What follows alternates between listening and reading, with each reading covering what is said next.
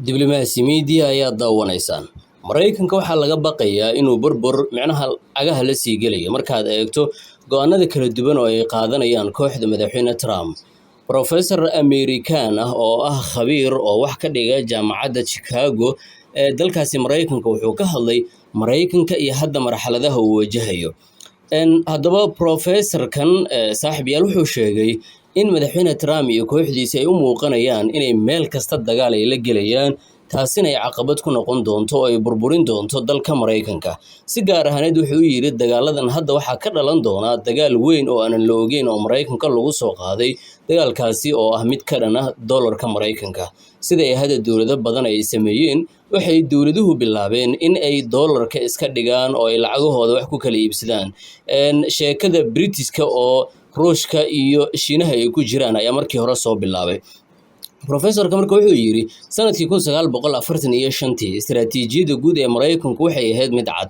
laakiin 2025 buu yiri istiraatiijiyadda ma cadda. 45 haddii dib aan ugu laabano wuxuu yiri istiraatiijiyadda Mareykanka waxay ahayd in Jarmalka laga hor istaago inuu Yurub xukumo, in Japan laga hor istaago inay Aasiya oo dhan ay gacanta ku dhigto ay xukunto, iyo in midoogii Soviet laga hor istaago inuu xukumo wadamada Euro-Asia la yiraahdo ama Yurub iyo Aasiya iyo meelo kale. Tani waxay ahayd buu yiri sababta NATO loo sameeyay. Kow, sababta isbahaysiyada tirada badan Mareykanka uu sameeyay. Labo, oo Japan iyo Mareykanka xitaa saaxiib ay u noqdeen. Iyo tan saddexaad oo ah sababta istiraatiijiyadda xakameynta loo hirgeliyay. Laakiin hadda wuxuu yiri ma cadda oo madaxweyne Trump iyo xulufadiisaba waxay doonaan ay ku dhaqaaqayaan. Tanina waxay caqabad ku noqon doontaa buu yiri Mareykanka marka. Amniga Mareykanka wuxuu ku xirnaa ilaalinta dheelitirka quwadaha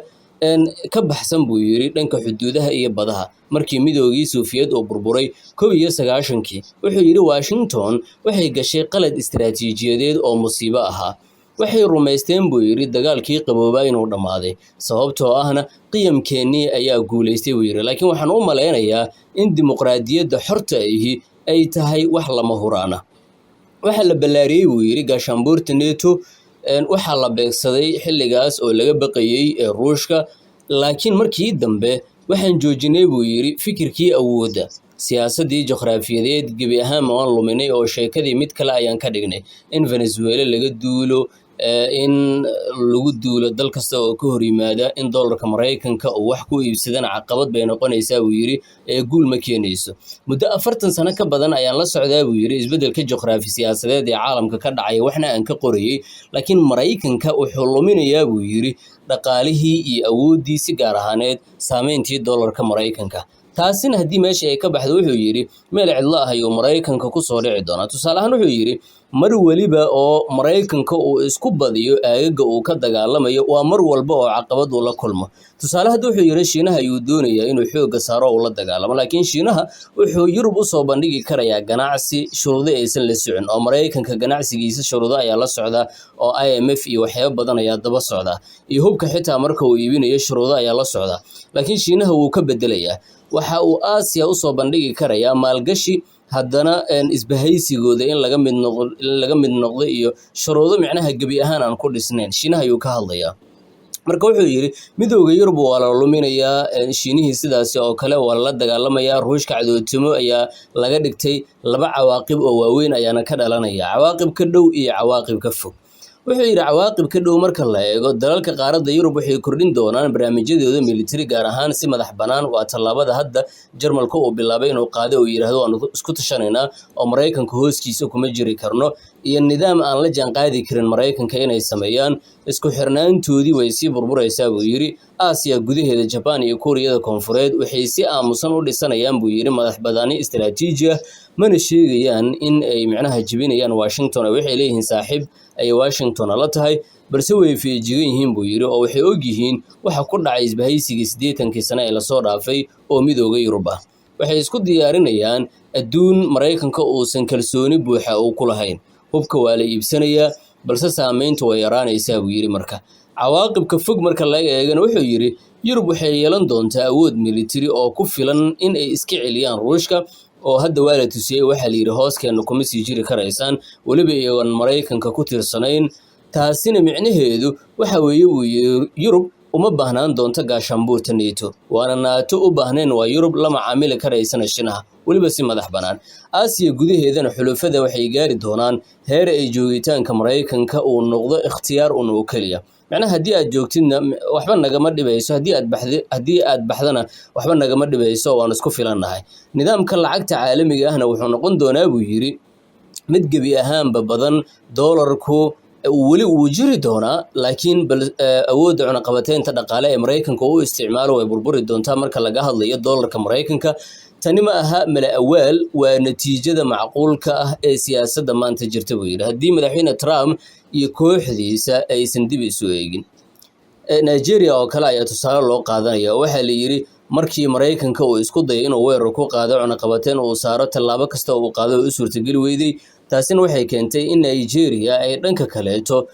doolarka lacagteeda aan raahday ay wax waliba ku iibsato adiga maxay kula tahay qaybta hoose igula wadaag aragtidaada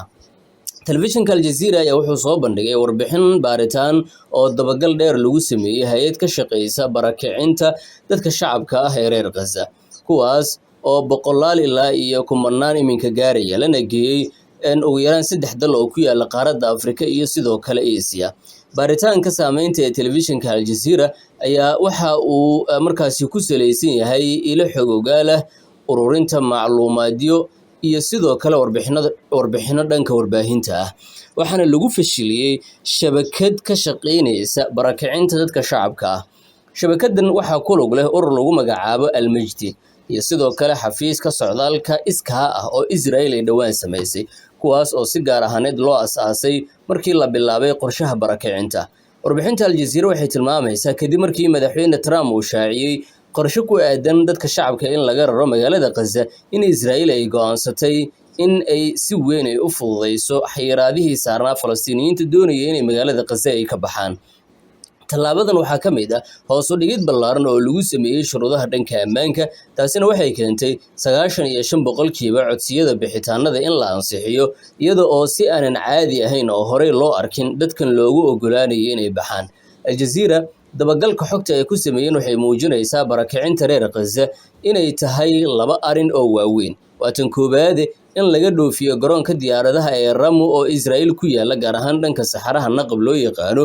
loona gudbiyo dal saddexaad arinta labaadna waa in buundada Alambi la yiraahdo la sii marsiyo oo dalka Urduna kadibna loo gudbiyo dalka ay u socdaan tirakoobka ilaa hadda telefishinka Al Jazeera uu xaqiijiyay waa ku dhawaad 10,000 oo Falastiiniyiin ah oo laga kaxeeyay magaalada Gaza iyadoo la marsiyay isgoyska Karim Shalom loo yaqaan qaarkood waxa la sheegay in Urdun laga gudbiyay qaar kaleetana waxa la sheegay inay safarro dibadda ah ay aadeen iyagoo garoon diyaaradeedka Ramu laga dhaqaajiyay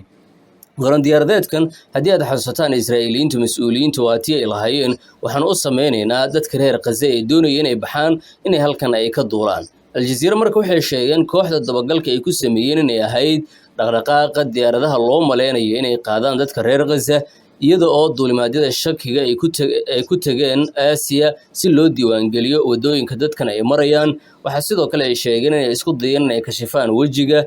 dadka ama mashruuca dadka wada iyadoo dhanka kale bini'aadanimada lagu soo gabanayo